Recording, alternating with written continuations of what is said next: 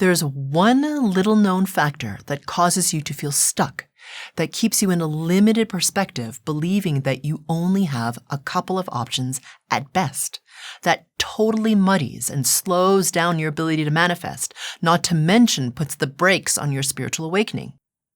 A lot of people would think that's mindset, but that's not it. What I'm talking about is actually what causes or creates mindset in the first place, and it's ultimately responsible for all the places you get stuck in life. It's what I call distortion patterns. They're running in the field that creates you and your life, causing all this static. So no matter how hard you work, what you try to do, the universe is in response to the static of those distortion patterns, instead of what you're really trying to create in your life. In this episode, we dive deep into what distortion patterns are, how they work to limit you, and the best part, what you can do to release them. Because when you do finally start releasing those distortions, your frequency resonance starts to rise, which means you have more access to nonlinear magic, the quantum field, and higher resonating timelines. Basically, life just starts to get a whole lot more awesome. My name is Karen Cheong, and in this episode, I'm talking about distortion patterns. So today we're going to talk about distortions, right? Yeah. And because you talk about that a lot. I do. Right. And just so that we can really unpack it and folk really understand what they are, because everybody has them, right? Everybody has them. And Everybody. It doesn't matter who you are. Okay. So, and just so that as we're talking as well, distortion and distortion patterns are the same thing. Yes. So I use those two things interchangeably. All right. So, right. Tell me, what's a distortion? Well, I'll first talk about like what it feels like to you. So you'll know that you have a distortion pattern where when you are experiencing something and you're stuck. So it doesn't matter what you do to try and get over the stuckness. So for example, like some people are really stuck in relationship, right? They know it. They're really trying to find their person. And no matter what they do, the therapy, the coaching, the affirmations, the vision boards, the meditations, the whatever and the whatnot, they can't seem to find their person. Okay. So that's evidence that you're experiencing a distortion. And what a distortion really is a pattern that happens at frequency level that keeps you from really being part of the one. And you're like, well, what does that have to do with why I'm stuck? Well, because if you didn't have distortion patterns, you would just be merged at part of the one and know yourself as consciousness, and everything would feel amazing and like you were part of the oneness and that you were beloved.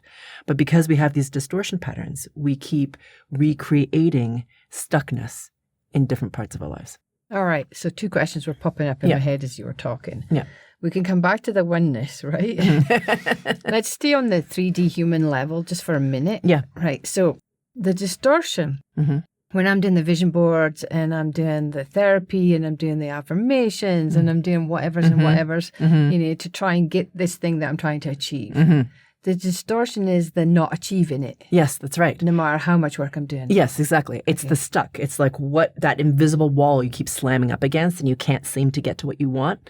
That wall, that's your distortion patterns. Okay, so that's another question that's coming. Oh my goodness, my head coming through. Right. So the distortions come from several areas, one area. Yeah. And is it the same distortion? Because if I want the perfect partner and no matter what I'm doing, I'm not getting it. Yeah. Or I want the perfect job, no matter what I do, I'm not getting it. Are those two the same?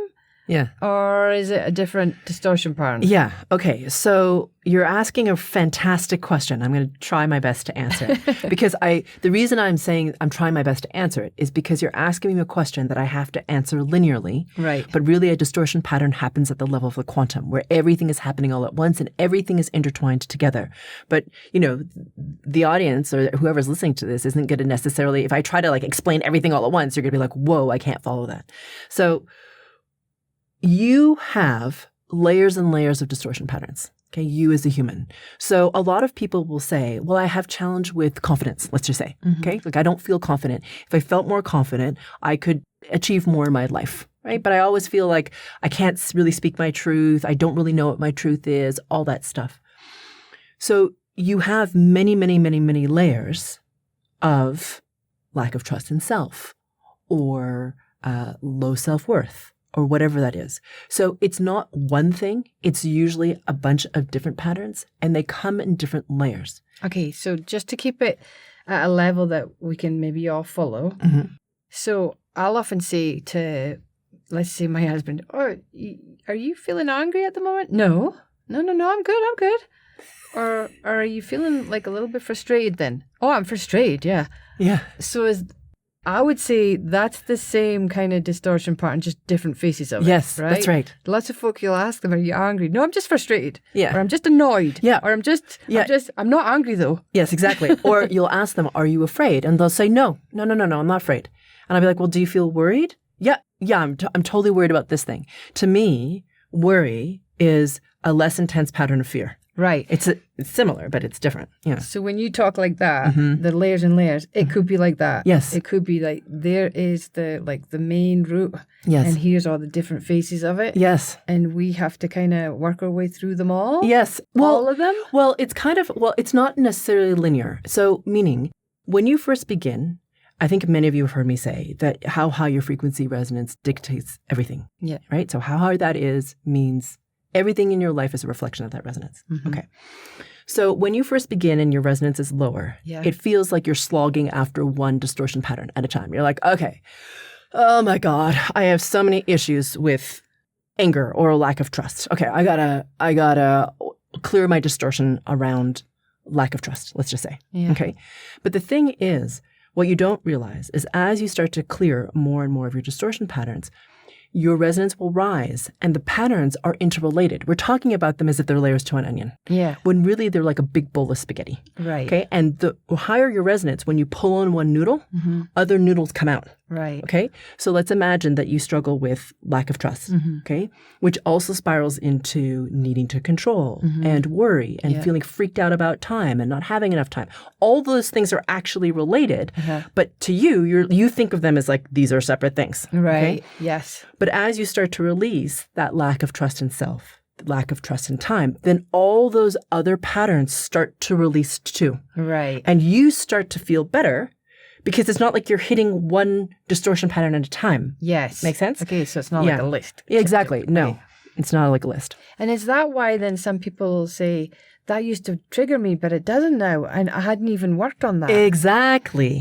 Because your distortion patterns symptomize in the physical as thought and emotion. Right. So we run around thinking like, oh, I'm having these thoughts and I'm having these emotions and they're not based on anything or they're in reaction to somebody else. Right. But you can be sitting here all by your own self, with no one else in the room, nothing else happening, get real pissed off about something that happened to you like 3 years ago, right? Oh, yeah. Right? It has nothing to do with stimulus necessarily. Yeah. It's the pattern is there and it's there and it's there. Your mind will focus on something to justify the pattern, to give the pattern like a form that you can understand. Okay. So if you had no distortion, you would just like sit there being like, amazing. Life is amazing. I'm neutral with everything. Everything's beautiful. Right. Is that not what they want? Yeah. But it is though, because what happens is, my point is, if you didn't have distortion patterns, you wouldn't be triggered. Yeah. Yeah. Right? Yeah. That's yeah, what, to answer your first question. So as you said, when you start to release more of your distortion patterns and as you rise in resonance, other distortion patterns start to clear. So as you mentioned, you're not as triggered by nearly the same things as you used to. Yeah. And things that you didn't directly work on start to become less triggering for you because everything is interrelated. Right. Okay, so there's a couple of questions that are coming through as you were talking. Okay. So I'm guessing that requires quite a level of awareness. Right? I mean, just the very fact that you know you're being triggered. Yeah. That's definitely required, surely. Yes. Right? Yes. Because otherwise you're just in reaction all the time. Okay. All right. And I guess if you're looking to clear your because we want to help folk clear them. Yes. So if you're looking to clear your distortion, I guess the first thing is to say when you're in a situation with somebody, it's kind of like, okay, wait, what's happening for me inside me? Yes. Right? Yes. Step number one. Yes. It doesn't matter what they're saying and doing. Yes. Step number one is, okay, what's happening inside of me? Yeah. Okay. Right. So that's how we can, the reason why I asked that question is how do we identify that we're running a distortion pattern? Yeah. Right. So you can identify that you're running distortion patterns by different levels of self-awareness, as you just said. Yeah. So one is I'm now triggered, and to recognize that you are being triggered, and that even if that same person said exactly the same thing in the same tone, might I add, to someone else, that they may not have the same response that you did. Yeah. Okay? It's different. We're all triggered by different things because we all have different distortion patterns. Yeah. So the other thing to be aware of is to notice that, first of all, that you're having the response. And then the second thing to notice would be, where are the recurring themes in your life? Right. We all kind of have them. I mean, give me an example. Not kind of have them. We just have them. Mm. So let's just imagine that you're somebody who always wants to make things perfect. Right. Okay. Mm-hmm. You have and you think to yourself, I have a really high standard, which you do. Yeah. But but this is like something I ran. Okay. So I was always really afraid that if I didn't do everything perfectly for our clients, because back the time that I'm referring to, this is my husband Chris and I used to have a real estate practice in San Francisco. If everything didn't go like perfectly seamlessly for our clients, then something terrible was going to happen. Like they would think that we, had failed them, and that we had done a terrible job, and that we weren't being responsible or caring of them, or, a whole bunch of different things. Yeah. Now, that's my distortion. That has nothing to do with anyone else. Yeah. Right? Because I can tell you that there are a lot of real estate agents who run around out there who do not have the same distortion pattern than I did, in terms of how they act. Mm-hmm. So that's how I knew something was wrong, because I was in a high degree of worry and stress about it. Yeah. Okay. So I noticed that in myself. I'm like, why am I afraid that they're going to perceive this email that way? Yeah. Or why am I like working until midnight just to make sure that everything goes perfectly? Like, why do I feel like I need to control that? So it takes a certain level of introspection, of noticing first your own patterns, and then what you worry, stress, or are fearful of. That also is an indication, a third way that you can notice where your patterns are. To begin to release the distortion patterns that are keeping you stuck, click on the link in the description below for your free group frequency calibration that's specific to this episode. Let's come back to, that's how you can notice them, right? So let's come back to where do they come from in the first place? Yeah. Because you mentioned that it all happens at the quantum. This distortion stuff happens at the quantum. I thought the quantum was full of amazingness. Why is it full of distortion? I don't work at the quantum anymore. Yeah. All right. Well, right. So at the level of the quantum, I mean, the quantum is part of the oneness, right? So everything exists. And I know that we as humans put a judgment on it because we're like, we don't like that thing. It's bad. Yeah, right? Like, exactly. I'm going to make it go away. Yeah. That can't be quantum. Everybody's telling me quantum's amazing. Well, it's the realm of unlimited possibility. Oh, God. Right. So even the unlimited negative possibilities. Yes, exactly. That exists as goodness. a quantum. And the higher that your resonance is, you don't really need to experience that negative possibility because your resonance is high enough and you understand, or not understand, I say understand. It's not a mental phenomenon. You realize, you're aware of fundamentally that you're co-creating everything. And so if you've cleared enough of your distortion patterns of fear, then you're not afraid of, do you know what I mean? It's like you're neutral towards the negative, but you also don't have a need to create it. Yes. Make sense? Right. Okay. So it's not like you're like, oh my God, I don't want that. Yeah. You're like, because in avoiding it, isn't that fear? Yeah, that's fear and that's resistance, and then you'll just co-create more of it because you know what I mean? You're not in acceptance of it. It's like all of it exists in the oneness. So I'm not suggesting that you want to experience it or that you have to experience it, but it's to come to this place of like, that exists as a possibility. And it takes, I mean, if you told me this 5 years ago, I would have said you were off your rocker because I was run by fear. Yeah. So I was afraid of freaking everything. Yeah. So anyway, like, fear of not having enough, fear of bad things happening to Chris, fear, like I was worried all the time. Anyway, whatever, just a lot of fear. Yeah. But it's gotten to the point where I've released enough of my own fear patterns. You don't have to release them all. So just for everyone to know, it's not like you're cleansing yourself of all of your patterns and then you'll be saved. Like, I'm not saying that because it's not true. Bugger. It's more about, as you release more and more of them, your experience changes, And so I don't have that same level of fear. And I've gotten to the point where in my own practice, in my own resonance, I understand the negative is there. Okay. I don't fight it. I'm aware that it's there. Of course, everything is part of the one. And I don't have a need to co-create more of it. Yeah. You know, and at the same time, I'm surrendered because I know that I don't know everything in my humanness. So meaning that as humans, we're a little bit afraid of challenge, right? We're like, oh, that seems uncomfortable. I don't really know that I want to experience that, you know?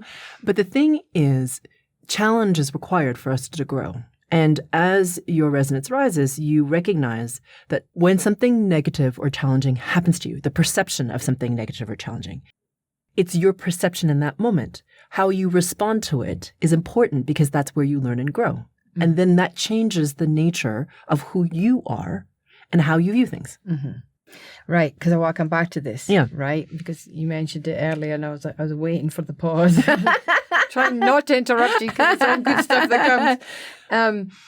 So when we rise in our frequency resonance, and like you said, you know, these things are at the quantum where it's unlimited and limitless possibilities, right?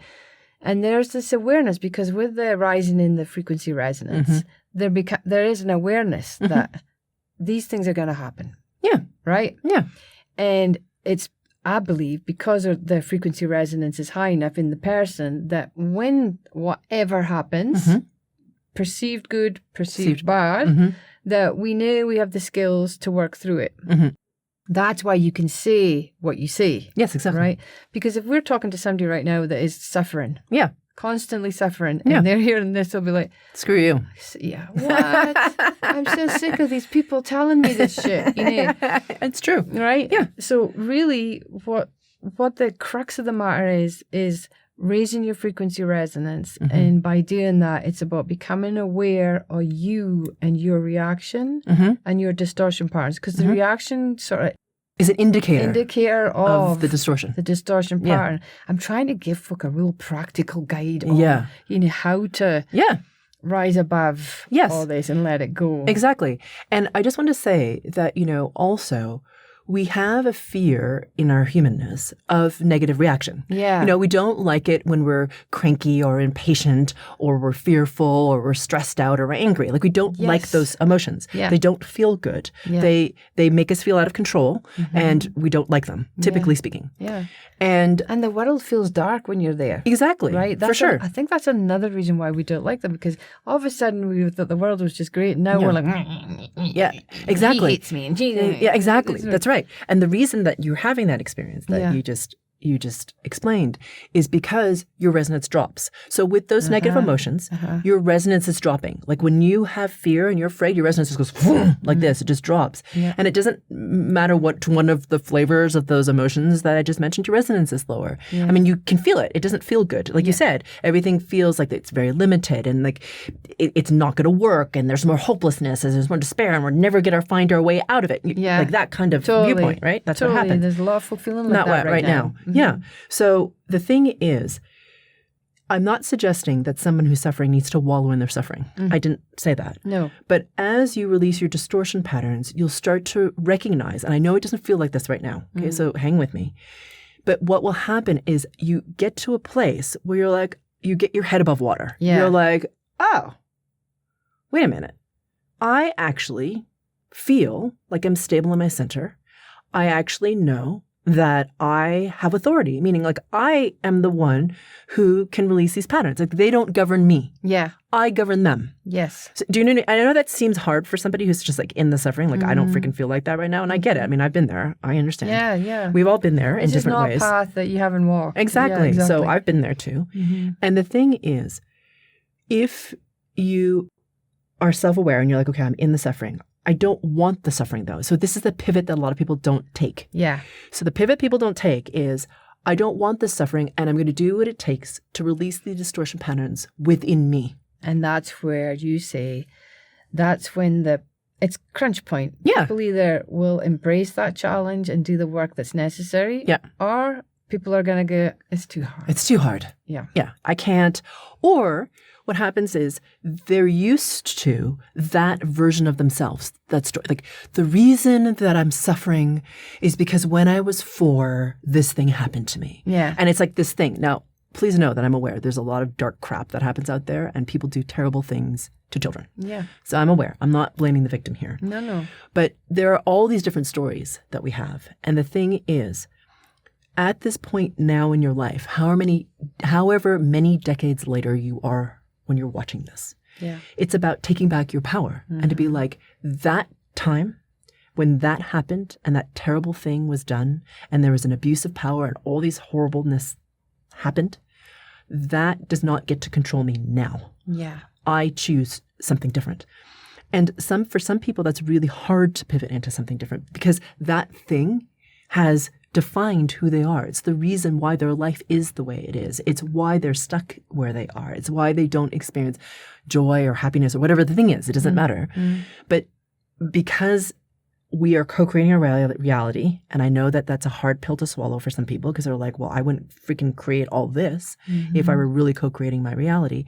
Well, your reality is a reflection of your resonance. So if you're holding on to and focusing on the heaviness of that thing that happened to you when you were 4, you're just going to create more and more and more of it in your life now.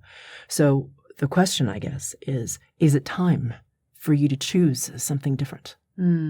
Yeah, it's a hard thing to hear, I think, for a lot of folk, because what happened, if it's that bad and like that, it's an injustice. Oh, absolutely. And it's really hard, I think, for a lot of humans to let go that feeling of that was not right. You should not. You should not. Yeah. You should not. And they should not have. Yeah, absolutely. Yeah. Absolutely. Absolutely. But then, like you say, there comes a point where I always talk to my friends about this. For me, I look at it as a challenge. It's like, okay, there's this guy, he's coming at me with a spear and he wants to stab me. Am I going to keep on letting him stab me? Or am I going to take the spear off him, break it and say, off you go? Yeah, exactly. And now I take charge of my life. Yeah. Okay, so let's talk about that, because distortion patterns, so let's just say folk are trying. Yeah. But they're really hard. They haven't got above the water yet, right? They haven't, because what I find is when you're in it, and you've been in it for a long time, not even knowing that you've got your head above the water, what are some of the signs, that you've got your head above the water? Like, you just feel good one day, or maybe you have an hour of feeling gratitude, or is that a sign? Yeah, and that's a really great question, because when you're in it, like you said, when you're in the thick of it, even for me, when I started, you're just like in it. And, and the thing is, I know this is going to be discouraging to some people, but it's also a ray of hope. When your patterns leave you, okay, so I release them at the level of the field, okay? There's a whole process called confirming the removal, which I talk about. There's a whole episode on confirming the removal. We're going to get to that as well. Yeah, so if you do that process, because that's part of you stepping into your authority as co-creator and being like, that does not get to govern me anymore, that does not get to be in my reality. So when you're going through that process and the patterns are being released from your field, as they're coming out of your field, what will happen, especially when you're beginning and they're heavy and they're dense, is as they release, you'll see them more because you've always thought they were you, right? You're the one who sucks. You're the one who's not worthy. You're the one who's just like in this pain and you don't deserve to live, or whatever it is that you're experiencing. Yeah, and nobody understands. No one understands. Nobody understands what I've been through. Exactly. That's a big one. This one. Exactly. Yeah. So when that's happening, and that depression or sadness or that heaviness starts to release, you see it more. And it, for a short period of time, feels more intense, because what you're doing is like, no, I don't want this. It needs to leave. So especially at the beginning, for some people, it will get louder as it leaves you. But if you hang in there and you if you're just aware of your center and you keep doing the GFC, it will leave if you just hang in there. And it's longer at the beginning, okay, than it is as you go on. Like, people sometimes will confirm remove who've been doing this for a while, and it will literally be instant. So please know that it gets faster. It will feel louder, but it's not that it's come back. It's that it's leaving you. Okay, we need to break this bit on a thick. Sure. Right. Yeah. It is leaving you. Yeah. Okay, so how do you recognize this thing is leaving you? Yeah. How is it showing you that it's leaving you? I'm living my daily life, and you're going to tell me it's okay, it's amplified and it's intensified because now it's leaving you. How do I know that? Yeah. So there's a number of ways. So one is you might feel that distortion stronger. So let's just imagine it's like low self-worth or depression, right? Yeah. So you might feel like you just feel like crap, Yeah. right? Like you're beating yourself up and you're like, oh my God, like I just did this thing. I thought I was supposed to get better, but you just feel worse about yourself. So that's one way. Okay. So your own experience of the emotion, the internal emotion, or what you say to yourself, like intensifies, right? So if it's low self-worth, you'd be like, you totally suck. I can't believe you thought you could do this. What makes you think you can be free? You're not strong enough. Like whatever it is, right? That you say to yourself that's terrible, because we all say those terrible things to ourselves. Yeah. That might get louder. Right. Okay. So just for you to know. But to know, the reason I'm saying this is because it's like, it's leaving. Just hang in there. Yeah. Okay. The second thing is you might see it in someone else. So meaning, like, I haven't seen you for a couple, like, you know, we're friends. We haven't seen each other for a couple of days. And then you're in this terrible funk where you're like, I don't know what's wrong with me, but there's nothing I can seem to do that can make things better. You know what I mean? You are showing the symptoms of the low self-worth. Got it. Okay? Or it could be someone else exacerbating it in you. So meaning you come in and you're like, nice dress. Yeah. Right? So now I'm like, oh my God. Like, you know what I mean? Like my response is that person made me feel low self-worth. Or they could say something like, what have you done to your hair? Yeah. Or just a passing comment that they don't think, or like, oh, that dress not a little bit too short for you? Yeah. Like, like that. Them kind of comments, and then they really sting really bad. Yes. Okay, that's like kind of being thing. intensified. Yes, exactly. Or you'll see it happen between two strangers. So you're at the grocery store and you see two women and they're talking, and one of them says, you know, I'm really struggling with my weight. And the other one's like, oh, I know. You know what I mean? So one is like they're showing that thing. So you're seeing it. You're not part of it, but you're witnessing it, right? And you happen to walk by when they're having this very private, very intimate conversation, for example, right? Yeah. So that's one way. Another thing that you could experience, well, some people are very lucky and they just fall asleep, meaning they just go to sleep. They just really sleep. tired. They get really, really, really tired and they feel like they need to nap a lot and they go to bed and they sleep for long periods of time, like at night, you know what I mean? Instead of, let's just imagine they sleep normally for like 6 hours. All of a sudden now they're sleeping for like 10. Right? That type of thing. Yeah, and still waking up feeling tired. Exactly. Because their body, your physicalness is adjusting to this heaviness coming out of your field. So it's a lot recalibrating. The fourth thing that might happen is that you might physically symptomize. Okay. So meaning you're like, yeah, I don't feel great to me. I don't feel any different, like emotionally. Yeah. Right? Like I don't perceive anything different. But you get a cold. Oh, so now I'm feeling worse. Now I've got cold. I did that work and now I'm sick. Yeah, exactly. Or I've like stubbed my toe, or I have a rash now, or you're like, where the hell does freaking rash come from? Yes. You know, or I don't know, you get food poisoning, right? Or a sour tummy for no reason, or, you know, that kind of thing. Yeah. Now, I just want to say for those of you who have physical symptomaticness, in a way, it's faster for you guys because once the symptomaticness clears, you're like, done. Pattern sorted, and off I go. You don't have an emotional response is what my point is. All right. Well, I was going to just come in here right now and say, when this is happening, right, so this has been intensified. Now, imagine I'm in victim mode. Yeah. And I'm feeling sorry for myself, and everybody's doing this to me, and I'm just the victim of everything, and it's never my fault. Yeah. And maybe there's an inkling of awareness that, this is a distortion pattern. Maybe, right? Yeah. But so now I'm detoxing. Basically, we call this a detox? Yeah, No. Detox and integration or integration. Processing. Yeah. Right. And these distortion patterns are leaving, kind of. They're kind of right in my face. Now, doesn't that amplify I'm feeling sorry for myself? It does. Okay, what do I do? So at that point, that's why the confirm the removal process is so important. You're like, This is a GFC, this group is a frequency calibration that you've created. Yes, and you can find it on the website. And in it, I give a 20-minute explanation of exactly how to do it. And then I give the GFC to help you do it. Because a lot of people will say, well, can't I just think it away or just hope that it's gone? That's worked for you so far, right? Yeah, exactly. But the thing is, you're not high enough in your resonance to be able to do it, right? The resonance of thought is very low. Well, listen, if that was going to work, everybody would be sorted by now. They would, right? I mean, clearly, if all you had to do was think it away. I'm being sarky. I was one of them people. Why is this not working? Why are you trying to thinking good things? Exactly. I totally know what you mean. But so people are like, well, I don't want to rely on the GFC. I'm like, you don't have to forever. You just all it has to do with is your own frequency resonance. And the GFC, or the group frequency calibration, helps you to get your resonance up enough so that you can confirm the removal. Well, let's just come back to the GFC, the group frequency calibration. Why does it help? Because what I'm doing is that I'm pulling you into a certain frequency resonance. So because you're my resonance in the group frequency calibration GFC thing, meditation, you're at that resonance. Yes, that's right. Much higher. That's right. And That's you're right. in holding a space of being centered. That's right. Okay. So what's happening is I'm holding the resonance of the quantum. You as a human, we have this wonderful ability as humans to train upwards in our resonance. You want to. It makes you feel better. You like it. It feels good. It's physics, actually. Yes, it exactly. will always get at the highest order. Exactly. Yeah. So your whole field wants to move up to a higher order. So in a group frequency calibration, what's happening is that we're circling a mastermind of people at all different times, from all of the different places, and they enter what I call a certain keyhole in time. Okay. So you may not understand all this. You may want to watch what time is. We've done a number of episodes on it.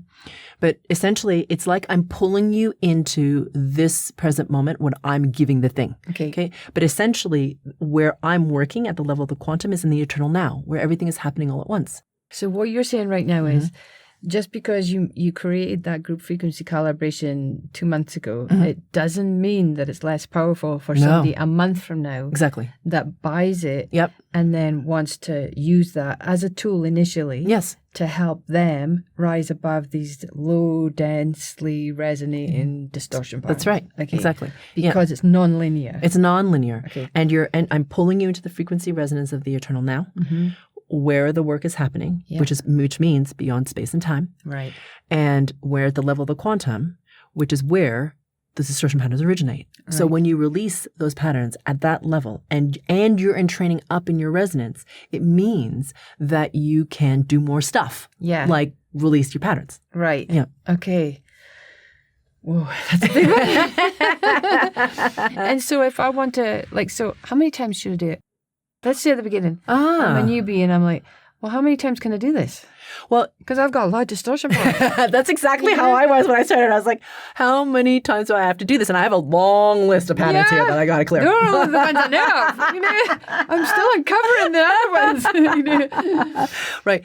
So first of all, I would suggest that you will come across the ones that you need the most. So meaning you're going to want to do those ones first. So if you have a thing with worry, you would do something on worry. If you have something where you have lack of trust, you would do that one. If you have a challenge with scarcity, you would do that GFC. Okay. You would start to clear those patterns. Okay. Now you listen to the GFC as many times as you feel like you need to.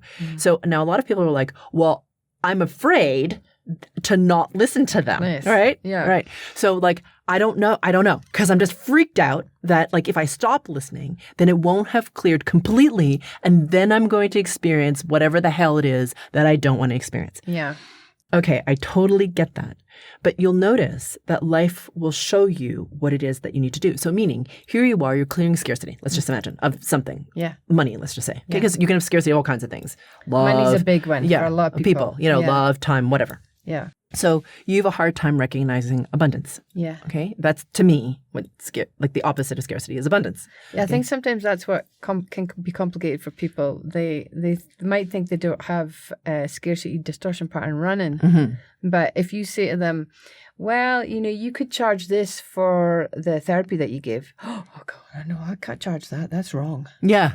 That's an abundance scarcity issue, right? Yes. Right. Exactly. Okay. Yeah. And it's showing up as low self-worth or non-deserving or whatever it is. It's all kind of, like I said at the very beginning, it's a bowl of spaghetti. I'm sure there's some religious thing in there as well, right? Sure, yep. Yeah. There usually is. Okay. And so the thing is to notice, it's if you can allow yourself this, to notice if it's plateaued, you'll feel it. You'll see a lot of momentum in your life, right? You'll start to notice oh, little things are changing for me. I'm starting to have more time. Weird. I don't usually have this kind of free time.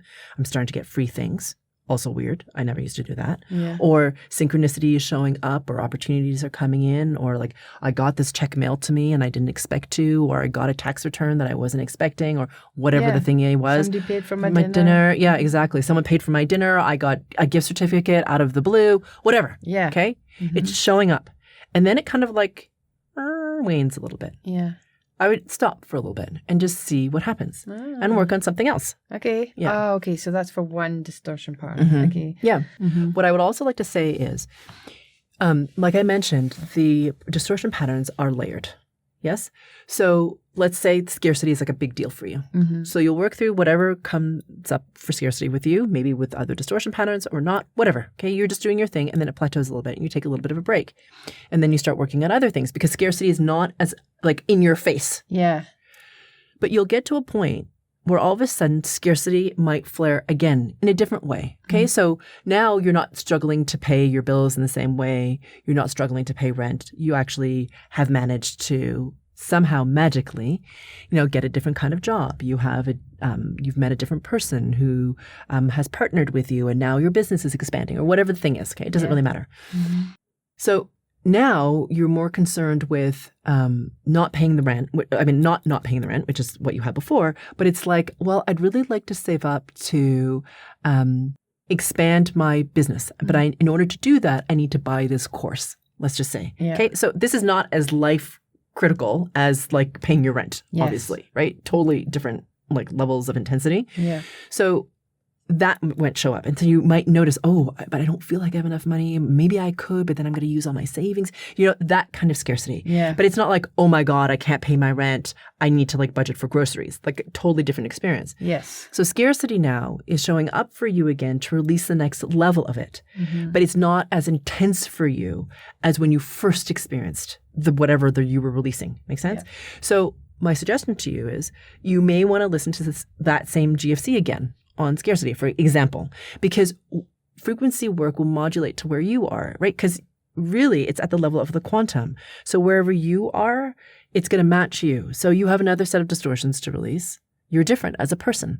So therefore what you release will be different and at a different level. It's kind of like, if you've ever read a book that was really meaningful to you or very deep to you, and then you read it again 2 years later, the way you perceive what you read is completely different because you're different now as the reader. Yeah. And an example of that, as you were talking, so there's two questions within everything that you just said.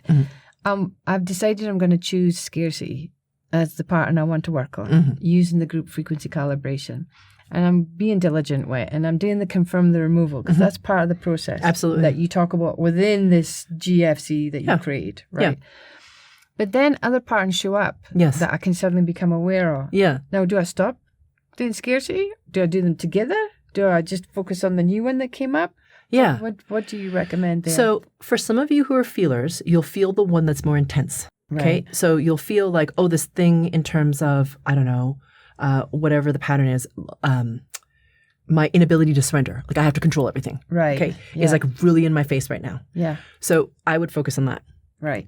And then if you feel like it, come back to the whatever it was that you started with. Right. Now, some of you can't feel, like you're not aware. You're just like, oh my God, it's all kind of a nightmare. All of it's coming up all at once. So what I would suggest is, if you can, let the scarcity one go for a little bit and then focus on the non-deserving, non-worthy patterns and then wait and see what changes. Yeah. And then do something else. Now, if you were like me, okay, back then, I would have done as many as possible, as much as possible. Because I was like, I just want this to stop. So, and I can identify a whole bunch of different things, right? Like I can see this list. Yeah, I check all these boxes. Let's go. Yep. Yep. So I guess it's following the breadcrumbs, right? Exactly. And if it's come up for a reason. Exactly. Right. All right. Now the other one I want to come back to. Yeah. So we've done this first layer of scarcity or, lack of self-worth, whatever comes in through all that. And then we're kind of plateauing and life's pretty good. And then we hit another little block and we look again. And like you said, okay, it's not life-threatening now. I've got the rent, I can pay my food. Yeah, we have a little extra cash. I've even got savings now. And there's this course I really want to do. And now I'm looking at this going, okay, well, that's not my scarcity now. Scarcity is what's stopping me from doing it. Or isn't that one of the patterns is that you make yourself scarce by constantly seeing this and getting and paying for it? I mean, why I'm asking this question? A lot of times folk will see these patterns and they'll say it's that. But like we've said earlier, there's several kind of mutations of that distortion pattern. Yeah. What do we do in that situation? Because I know that happened to me a lot. Wait now. isn't this the pattern that got me into trouble in the first place? Mm-hmm. Or is this just a deeper layer of sky? My mind would be like, yeah, you try to figure it out. Really granular. Yeah. What do you do? So I recognize it's very tempting to try to figure all of it out with your mind because it makes us feel safe and certain, like we've got all our bases covered. But the thing is, your mind can't possibly fathom the complexity of the interrelatedness of all of these patterns that are coming and running through you, which create your reality. Mm-hmm. So this is something I had to learn because my approach to what you did was just like, I'll just do them all because I'll just do them all as much as possible and that way I'm just covered. That was my approach to releasing my patterns. But me now, what I would say is to sit with it. So meaning, instead of like jumping on it right away because you're like, oh my God, I'm terrified. Yeah. Just for a day. Just be like, okay, do I really want this thing? Yeah. And I would just be with it for a little bit. Yes. And see if it really still calls to me or if I just think that I want the thing. Yeah, because that's an old you. Yes, you. exactly. Okay. And then see how you are with it. Mm-hmm. And see, then watch life show up and, something will show up and you're like, oh yeah, that is actually a pattern that I need to release. Right. So now I'm going to do that. Or it's been a couple of days and it's like, no, not yet. Like I don't need that right now. And then something else shows up and you're like, oh, I thought it was this, but it's actually this thing over here. Right. Yeah. Okay. And I guess as our frequency resonance rises, it becomes easier to actually, no, actually that's just an idea of what I want. That's not really making my heart sing. Yes, right. Exactly. So as you said, as your resonance rises, instead of being driven by the fear that it's going to come back and you're going to be in hell again, you start to be called. Yeah. Right? Which is a different experience. Yes. Yeah. Okay. So let's just sum all this up because there was a lot in this. Yes, there was. And we want to keep it in a really practical level, right? So distortion patterns happen at the quantum. Yes. Okay. They will lower our frequency resonance. Yes. Ultimately, bottom line. Yes. Yes. And when we have a low frequency resonance, we're co-creating from that lower resonance. That's right. That's why our life feels like it sucks. Yes. Basically. That's right. Over and over and over again. You keep co-creating the same thing. Yeah. And the distortion patterns, I'm not sure if we covered this. They can come from... Oh, yeah. So I forgot to answer this question. I'm sorry. So your distortion patterns primarily come from 4 main places. There's more, but like primarily. Yeah. So they come from your lineage or what your ancestors have experienced, even if you don't know who they are. Yeah. They come from your cultural patterning. Okay. So we're all born into, even if like, for example, you're like me, you're Chinese American or Chinese Canadian, then you've got 2 cultural conditions forming who you are, right? Your Chinese one, because of course your lineage is impacted by that, but also your Canadian or American identity, right? Yes. So that's there. There's religious patterning, even if you yourself weren't brought up as particularly religious. Even if it was like 3 generations ago, you had somebody who was very religious. That's still influencing you because it's in your lineage. Makes sense? Right. So even if, for example, like a lot of people call themselves lapsed Catholics, or like, I grew up in an agnostic household. Well, your grandparents probably, or your great-grandparents probably had religion influence them. So it influences you. Right. See? And then also your past lives. And the thing is, your past lives, we all think, okay, it's just like your past life, but in that past life, you also have lineage. You also have social conditioning. You all have cultural conditioning. Yes. But the thing is, when you're working at the level of quantum, what's amazing is you don't have to like figure all these nuances out and how they're all connected together. You just release them at the level of the quantum and it sorts itself. It dissolves, which is really lovely. Maybe it's a different podcast, but I would love to figure out not so much the mechanics, but how somebody from 4 generations ago can impact me at that subconscious level. Yeah. That it actually affects my co-creation in this lifetime. Yes. Right? And they're starting to show that in epigenetics, right? Like even the way that your genes express is impacted by this ancestor that you've never ever met or don't even know their names. Because it's in the genetics, right? It's in your because absolutely. As you already did a huge workshop and retreat on this. Yeah. It's light codes. Yes, exactly. Your genetics are light codes. Yes. So we're all beings of light. Yeah. And all the skin suit that we're in carries all the light codes from our ancestors, yes, right? Exactly. That's how I'm imagining. Yes, that's exactly right. And it's imprinted in the physicalness of your DNA. Right. So until you can get to the level where you actually start to shift your DNA, then your embodiment really picks up speed, because then not only are you working at the quantum level, like at the quantum, but you're also in the body, which is physical and dense. Yeah. Shifting that into a quantum resonance. Right. So now they mirror each other in a really fantastic way. So that leaves me with the ultimate question. Who am I really? Yeah. And I think that comes back to what you said about having that connection to pure source, right? Because ultimately, isn't that I'll finish my sentence. Ultimately, isn't this the main purpose of this lifetime? Is to awaken and realize or remember or viscerally understand, whatever verb we need in there, that we are pure source in physical body. Yeah, that's right. So you are infinite, indestructible consciousness having an embodied experience. So because you're infinite, indestructible consciousness, which is intrinsically part of the one, there's an aspect of you that is divine. It's what animates you. Without it, you wouldn't be walking around and talking, and you just be like a droopy exactly.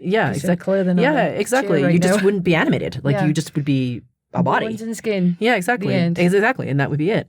But the thing is, to remember who we truly are is something that anybody who's watching this will feel, in the sense of like, I know I've been searching for something, but I don't know what it is, and I can't quite put my finger on it, and I don't know how to explain it. But what you're trying to remember is the clarity of the connection that you have with pure source, and that the expression of you is unique, it's magnificent, it is messy, it is human, but it is consciousness expressing itself in a very physical way that you get to have in time. And so I feel like a lot of people focus on the physical stuff because, like we run around being like, this, we got to do this and that and the other thing. I've got to check 5 million things off my list and take my kids to school and blah, blah, blah. But change doesn't originate at that level, like true change. Like if you try to change things at the physical level only, you only get a very small amount of change. You actually have to be at a higher level of resonance for the physical to reorganize around you. Right. Okay. Well, this is a big conversation. Yeah. I'm pretty sure we could keep going. I know I could. Anyway, but let's keep it to where we set off. Yeah. We wanted to talk about distortion patterns, why it's important that we A, understand we have them. Yeah. B, how to get rid of them, why we want to get rid of them, to raise our resonance so that we can co-create a better life. Yes, exactly. Right? And then the next step is to understand that whole co-creation process is us as limitless, infinite, indestructible consciousness. Indestructible consciousness. Why do I have such a problem with this? Infinite, indestructible consciousness existing in a human form. Exactly. And right now, as you've already discussed in previous episodes and whatnots, we are remembering the awakening process is remembering that we can take the body with us this time. That's right. Yeah. It's not about negating the body. It's doing it through the body, which is an important thing. Okay. Super interesting conversation. I know, actually, it's fascinating that distortion pattern could have this level of interest, you know? I mean, for me, when I hear the word distortion pattern, I'm like, oh no. But actually, that was super interesting. So thanks for taking the time to explain all that for us. You're welcome. Thank you. If you want to know more about how to use the dynamic of being triggered, which, let's face it, can happen a lot, to help you be aware of distortion patterns so you can clear them so things that used to trigger you no longer do, then check out my next video. I'll see you inside.